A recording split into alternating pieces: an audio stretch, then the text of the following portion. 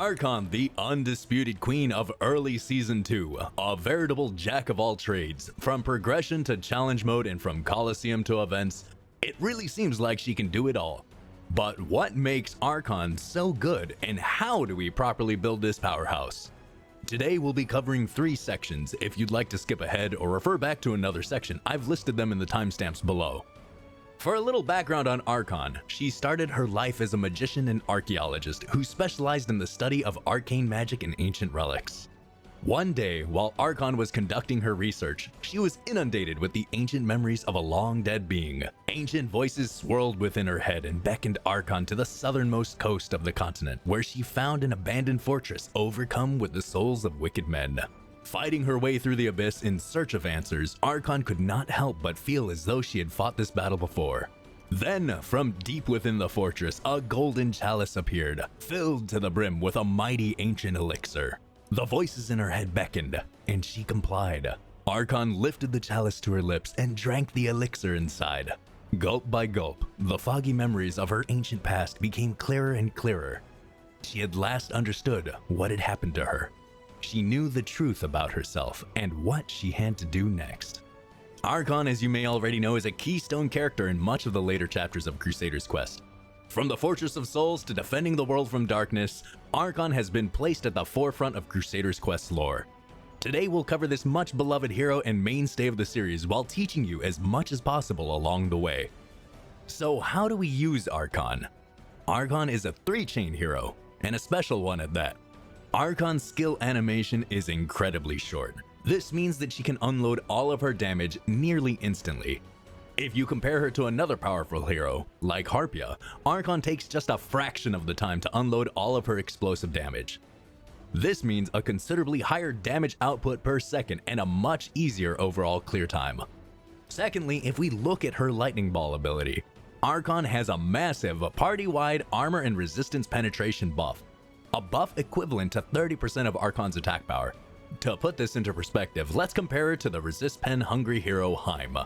With a quadruple investment in resist penetration, you'd have a respectable 1800 total additional resist penetration.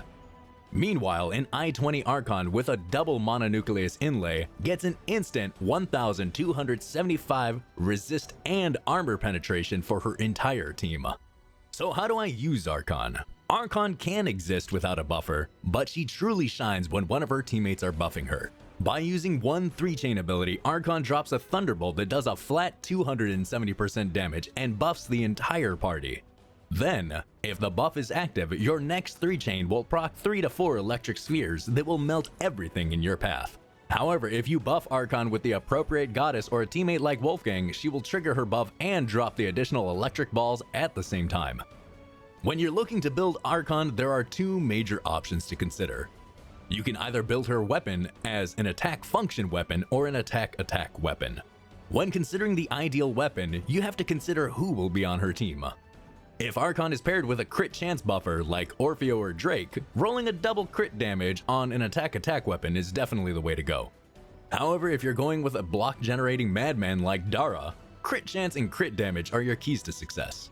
As far as inlays go, try to maximize her damage with hero attack power sigils.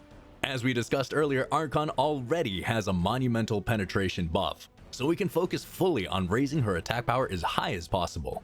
Lastly, all the attack in the world doesn't mean anything if we're missing 90% of our attacks, so try to pair Archon with a double or triple accuracy ring. Archon can excel in all 3 major modes of Crusaders Quest: Story Mode, Coliseum, and Challenge Mode. In Story Mode, Archon is very flexible. You can pretty much pair her with whatever you'd like.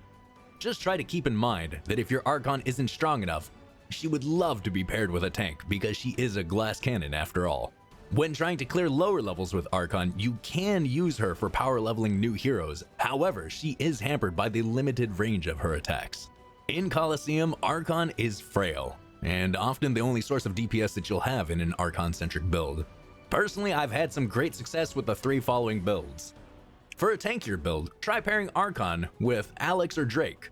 Bear in mind that this build is still vulnerable to high HP Hanzo users and some Violet teams.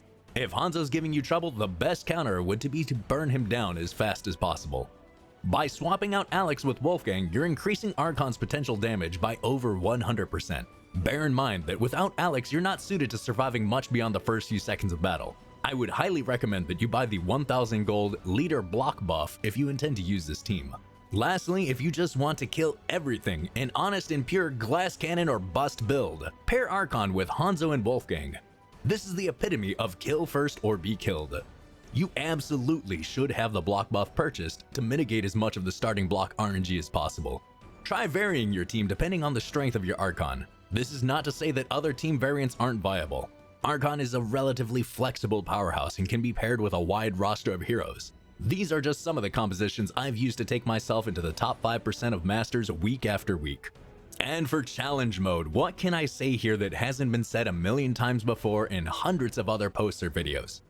If you're starting to consider taking on challenge mode, you're bound to have seen dozens and dozens of Archon builds out there. However, here are some key things to consider. For challenges 1 and 2, Archon can be paired with a much broader roster of heroes.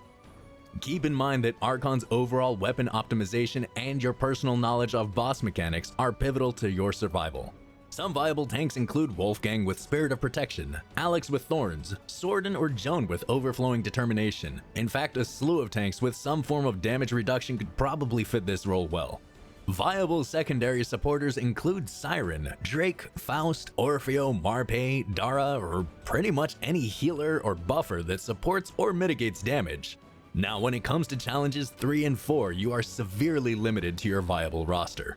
While new rosters capable of clearing challenge mode 3 and 4 are cropping up every day, the two most viable and famous compositions consist of Wolfgang, Dara and Archon, or Wolfgang, Drake and Archon, the latter of the two being ideal for speedrunning challenge modes. I've personally been able to clear challenge 4 in 47 seconds with Drake, Wolfgang and Archon.